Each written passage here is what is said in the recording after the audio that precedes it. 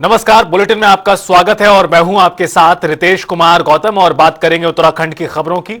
मुख्यमंत्री पुष्कर सिंह धामी ने हिमालयी क्षेत्रों के सतत विकास और पर्यावरण संरक्षण पर प्रख्यात विचारक डॉक्टर नित्यानंद को श्रद्धांजलि अर्पित की और कहा कि डॉक्टर नित्यानंद की जन्म शताब्दी पर आयोजित राष्ट्रीय संगोष्ठी उनके दूरदर्शी विचारों को आगे बढ़ाने का अवसर है।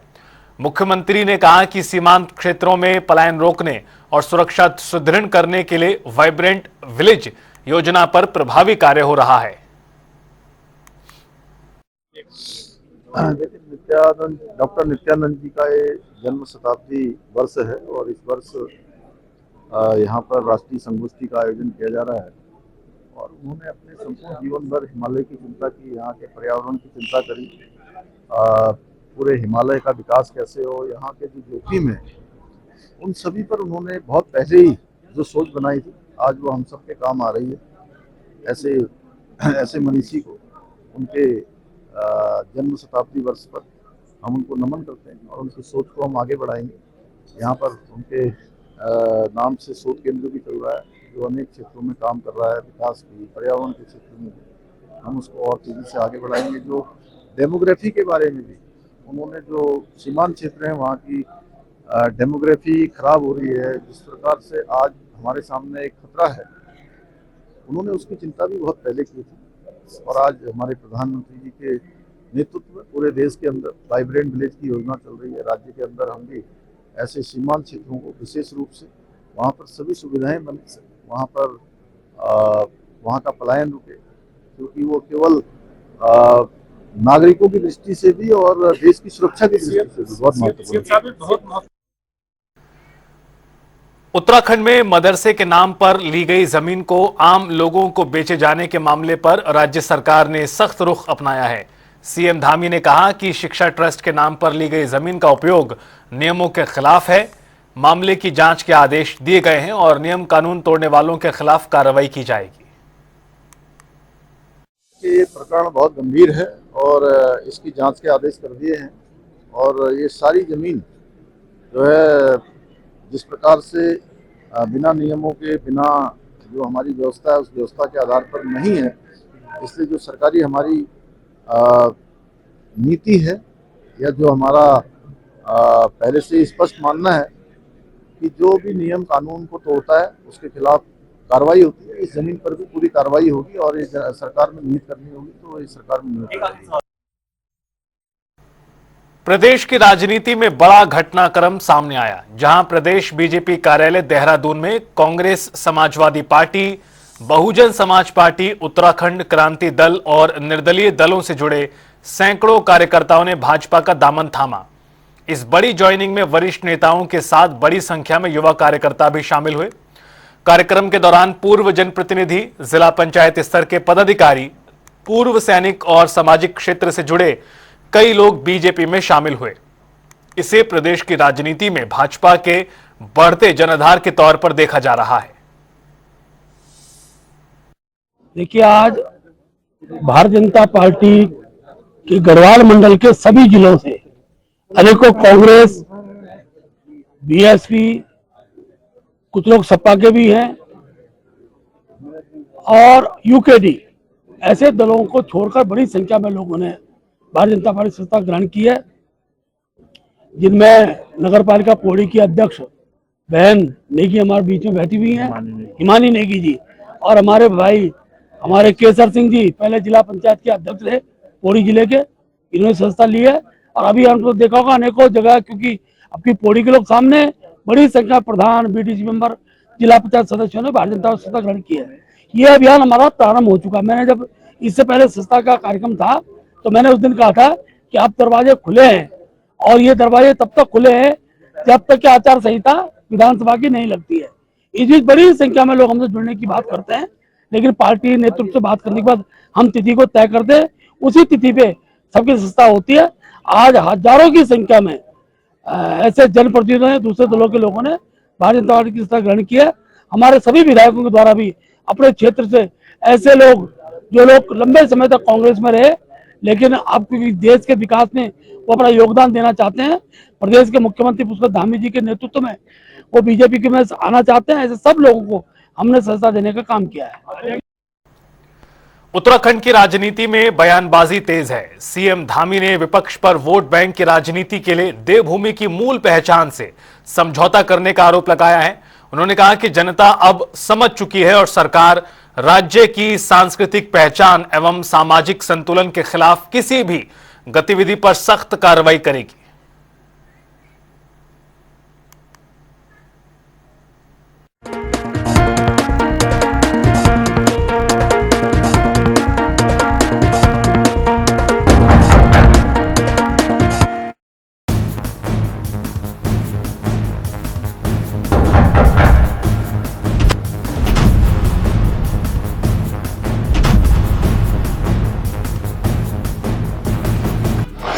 एक तरफा मोहब्बत का खूनी अंजाम, क्लासरूम में गोली कांड, सीसीटीवी फुटेज आया सामने।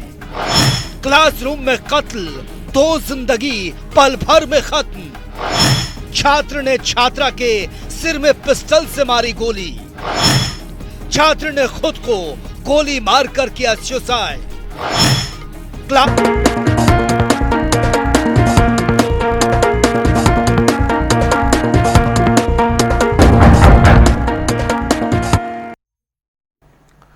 देशव्यापी सड़क सुरक्षा अभियान के तहत सितारगंज में कैबिनेट मंत्री सौरभ बहुगुणा ने परिवहन विभाग के माध्यम से हेलमेट से वंचित लोगों को मुफ्त में हेलमेट दिए।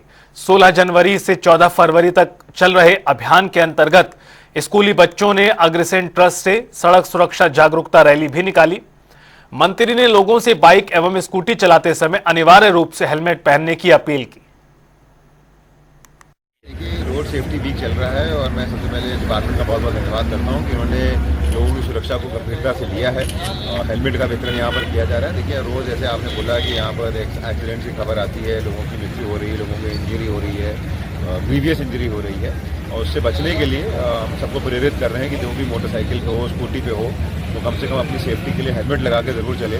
ये उसके जीवन के लिए बहुत ज़रूरी है, उसके परिवार की देखरेख, क्योंकि जब किसी के घर पे हादसा होता है तो पूरा परिवार प्रभावित होता है। तो हमारी ये कोशिश है कि इस रोड सेफ्टी वीक में हम लोगों को हेलमेट वितरण कर सकें, उनको जागरूक कर सकें और रोड सेफ्टी के बारे में भी उनको समझाएं।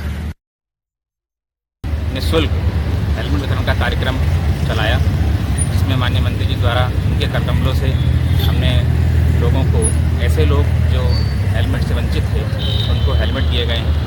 और आपके माध्यम से, आप सभी चैनलों के माध्यम से, आप सभी पत्रकार बंधुओं के माध्यम से मैं एक आम जनमानस में ये अपील भी देना चाहता हूँ कि हमारे देश की आने वाली पीढ़ी, हमारी युवा पीढ़ी, युवा साथी और सभी संघ, उनका हम इस हेलमेट की भागीदारी सुनिश्चित करें और ये संदेश दें कि जो भी दोपहिया वाहन चलाए या दोपहिया वाहन में पीछे बैठे, अब पीछे बैठने वाले प्लेन राइडर को भी हेलमेट मस्ट किया गया है। इसके लिए हमने साथ में बच्चे, अगर कोई जिसकी आयु सीमा 4 वर्ष से ऊपर है, उसको भी हेलमेट मस्ट किया गया है। इसलिए हमने हेलमेट वितरण कार्यक्रम किया है आज और सभी से, आम जनमानस से भी ये अपील है कि आप सभी लोग हेलमेट पहन के ही चलें और सड़क सुरक्षा के नियमों का पालन करें।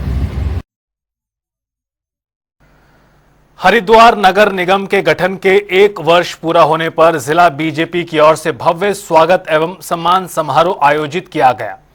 कार्यक्रम में भाजपा से जीते मेयर और पार्षदों का सम्मान किया गया। मुख्य अतिथि पूर्व सीएम एवं सांसद त्रिवेंद्र सिंह रावत रहे।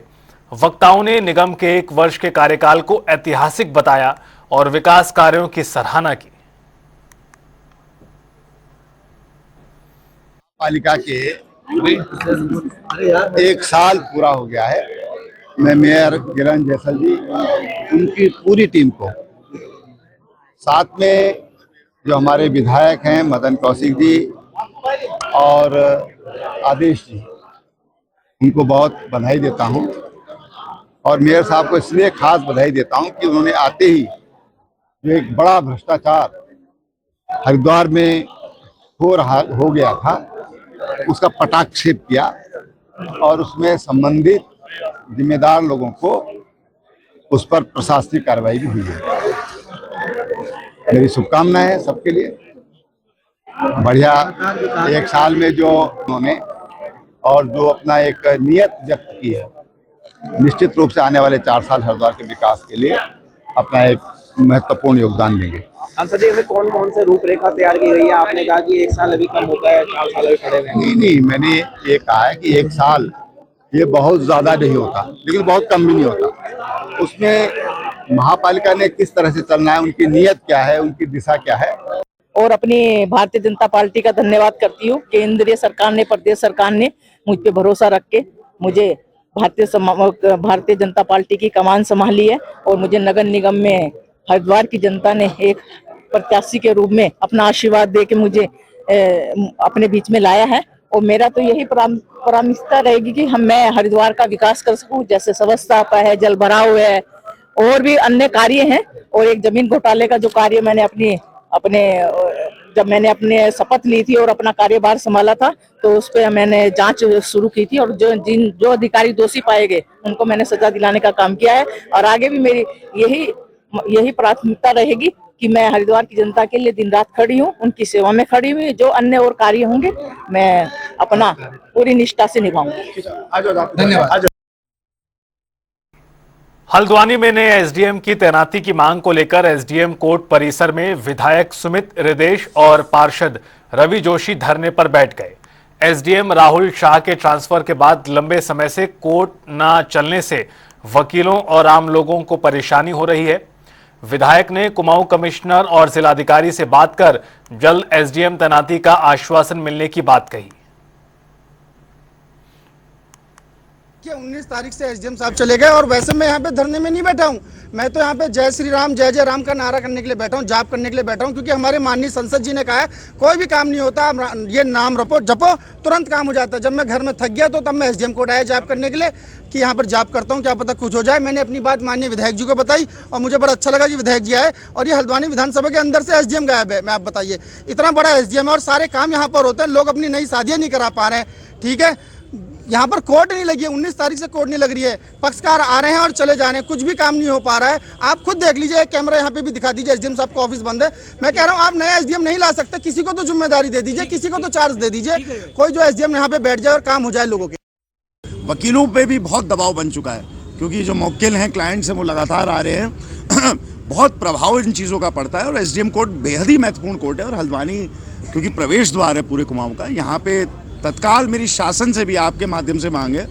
डीएम साहब और कमिश्नर साहब ने भी आश्वस्त कराया कि शासन से शीघ्र ये हो जाएगा, लेकिन आपके माध्यम से भी प्रदेश के माननीय मुख्यमंत्री जी से मैं आपके समक्ष मांग रखता हूँ कि तुरंत यहाँ पे एसडीएम की तैनाती और एसडीएम कोर्ट की बहाली हो। धन्यवाद सर। मुख्यमंत्री के निर्देश पर हरिद्वार वासियों की समस्याओं के त्वरित समाधान के लिए जिला प्रशासन की ओर से जन सुनवाई कार्यक्रम किया गया।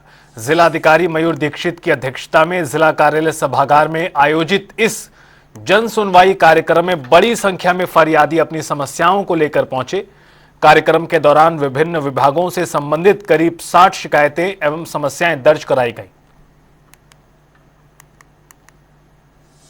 अभी जो हमारी सोमवार में जो जन सुनवाई हो रही है उसमें आज करीबन 60 शिकायतें दर्ज की गई हैं और इसमें शिकायतें कुछ पेयजल से संबंधित थी, कुछ अतिक्रमण से संबंधित थी, साथ ही राशन आदि से संबंधित शिकायतें दर्ज की गई हैं। सभी शिकायतकर्ताओं की वार्ता की गई है और सभी अधिकारी क्योंकि अपने मौजूद थे तो उनके साथ चर्चा की गई है। शिकायतों का मौके पर निस्तारण करने के साथ साथ जहाँ जहाँ निरीक्षण की आवश्यकता है आज ही टीम्स को निरीक्षण के लिए भेजा गया। सर शादी का और बैठक की गई।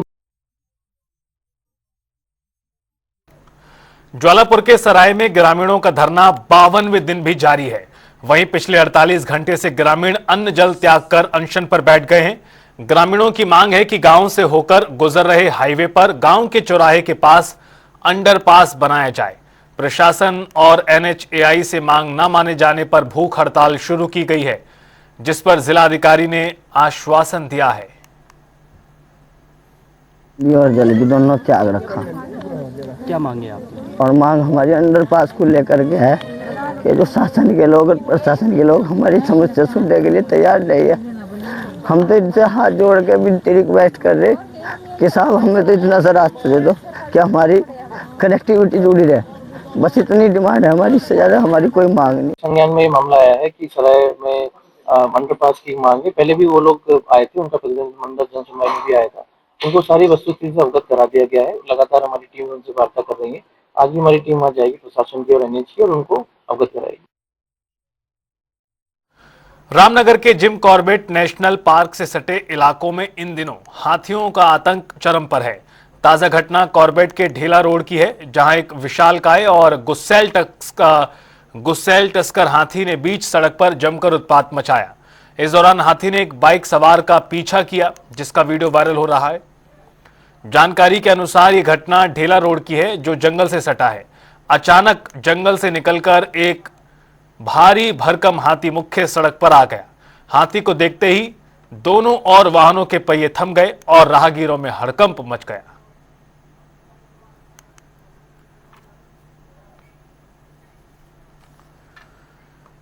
काशीपुर के कुंडेश्वरी चौकी क्षेत्र के ढकिया नंबर 1 में खनन सामग्री से लदे अनियंत्रित डंपर ने बाइक सवार जयपाल को कुचल दिया, जिससे उनकी मौके पर ही मौत हो गई।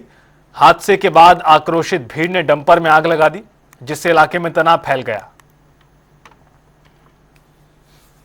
भारी मालवाहक वाहन के द्वारा श्रीनगर ढकिया निवासी श्री जयपाल सिंह बुद्धू पुत्र चरण सिंह उम्र लगभग 60 वर्ष की दुर्घटना में मृत्यु कारित की गई है।